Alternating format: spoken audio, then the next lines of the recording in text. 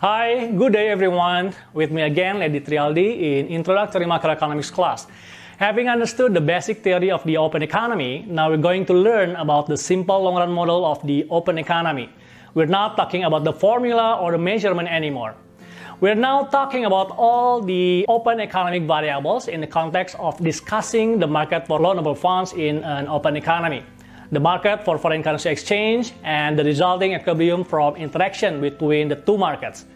Since we are talking about long-run model, we're concerned more about the real variables. We will deal with the real exchange rate, not the nominal exchange rate. We will also just discuss events or policies that affect real variables such as real trade and real output. As I mentioned earlier, basically there are two markets in the long-run open economy model. The first market is the market for loanable funds, as we may have been familiar with. Supply of loanable funds again comes from national saving, both public and private saving. The supply curve is also still upward sloping because the incentive the interest rate returns offer to domestic savers. What is a bit different in open economy context is the demand for loanable funds. The demand from domestic citizens now not only to invest or purchase domestic capital assets, but also foreign assets. Buying more foreign assets here means more capital outflow. When NCO or net capital outflow is positive, the net purchase of capital overseas adds to the demand for loanable funds in domestic economy. But when the NCO is negative, the capital resources coming from abroad reduce the demand for the loanable funds. Domestic real interest rate still becomes the cost of borrowing, thus it reduces investment when the rate rises. At the same time, when domestic real interest rate rises, it discourages domestic citizens from buying foreign assets and encourages foreigners to buy domestic assets. For both reasons, higher interest rate reduces the net capital outflow, thus reduces the demand for domestic loanable funds. So it's clear now the demand coming from both I and NCO is drawn as a downward sloping curve because both are negatively correlated with real interest rate. The interaction between the supply of and demand for loanable fund then results in this equilibrium point. Next, we will see how non-interest rate factors affect the supply or the demand and accordingly change the equilibrium point. But before that, let's check the second main market in the long-run open economy model, which is the market for foreign currency exchange that determines the domestic economy real exchange rate. Be careful, supply of domestic currency in this market is not the same with money supply. It is the net capital outflow or the excess domestic funds supplied for the purpose of buying foreign assets. The supply curve is vertical here, showing that NCO is affected only by real interest rate and not by real exchange rate. Yes, when the real exchange rate appreciates, domestic citizens can buy more foreign assets because their prices are relatively cheaper. But when they earn financial returns in foreign currency, the real exchange rate appreciation causes the return they get can buy fewer domestic currency. Therefore, the cheaper cost of buying foreign assets are offset by the less benefit of owning them. For these reasons, we can say that NCO does not depend on the real exchange rate as represented by the vertical supply curve. As for the demand for domestic currency, it comes from net export. Foreign buyers would need domestic currency to buy domestic goods and services.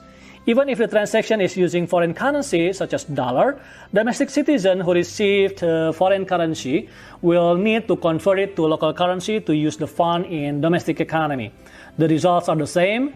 Net export demands more domestic currency. Then, why is the demand is negatively correlated with real exchange rate?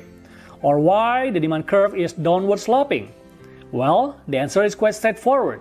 Since real exchange rate shows the relative price or the terms of trade between two countries, appreciation or rise in real exchange rate means domestic goods and services are relatively more expensive. Thus, demand for them is lower, net export will be lower. And the opposite, of course, when real exchange rate depreciates, net export will be higher. At the end again, as in other market analysis, supply meets demand and reach the equilibrium point. Net capital outflow is equal to net export in equilibrium, exactly like the identity equation discussed before the session. Okay, Let's now turn our attention to discussing the connection between the two markets. The connection link is net capital outflow. We have the downward sloping curve of NCO as it has negative correlation with real interest rate. The level of NCO, as we know as well, is determined from the equilibrium of the market for loanable funds as NCO is part of the demand. Then the amount of NCO is translated into the supply curve of domestic currency in foreign currency exchange market.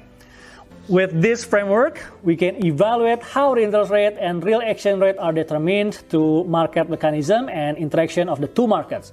So any event, condition, or policy that affects saving, investment, net capital outflow, and net export could change the equilibrium position. What if government runs budget surplus, for instance? Look, suppose that the initial equilibrium is shown in our three diagrams here. Which curve is directly affected by budget surplus?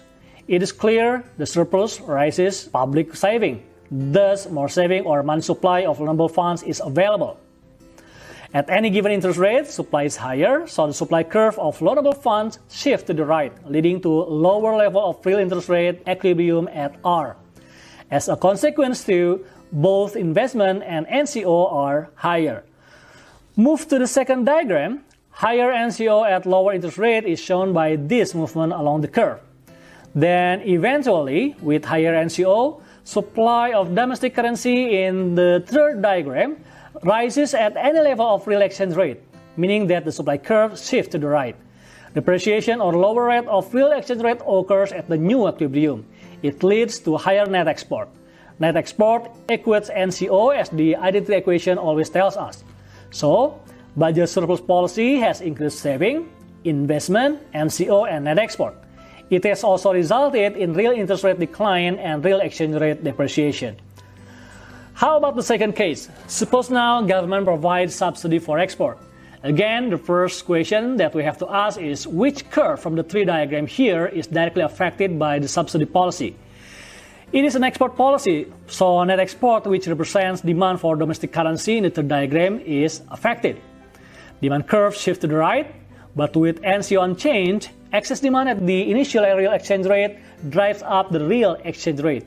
It appreciates, reducing net export and returning net export level to its initial level. And again, NCO equals NX, leaving only real exchange rate appreciation as the only change because of the policy.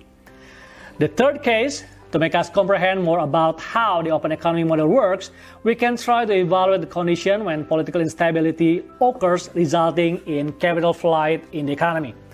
Again, using the three diagrams, since capital flight means more capital outflow, then NCO curve in our second diagram shifts to the right. As NCO is part of the demand for loanable funds, the rise in NCO also shifts the demand for loanable funds curve in the first diagram to the right. Higher demand then leads to higher real interest rate. Although the rise in real interest rate reduces both investment and NCO, but this change only partly offsets the impact of capital flight on NCO. At higher real interest rate, overall NCO still rises, as shown again in the second diagram. Then, just like in budget surplus case, higher NCO increases the supply of domestic currency in the third diagram, so that the supply curve shifts to the right. Depreciation at the new equilibrium leads to higher net export, making net export equates NCO once more. So, political instability in this case has increased NCO and net export, but decreased investment. It has also caused real interest rate to rise and real exchange rate to depreciate. And lastly, this is when, for instance, real interest rate of the counterpart economy abroad increases. Higher real interest rate abroad make foreign assets more attractive, thus increasing net capital outflow. Afterward, the process continues exactly like in the previous capital flight case. Higher interest rate abroad has increased NCO and net export, decreased investment, and caused real interest rate to rise and real exchange rate to depreciate. Okay, that's all from me. We have examined the market for loanable funds in an open economy, the market for foreign currency exchange, and the resulting equilibrium from interaction between the two markets. We have also discussed how the markets work in response to certain events or policies in the economy. Thank you for your attention. See you again in other videos with different basic macroeconomics topics.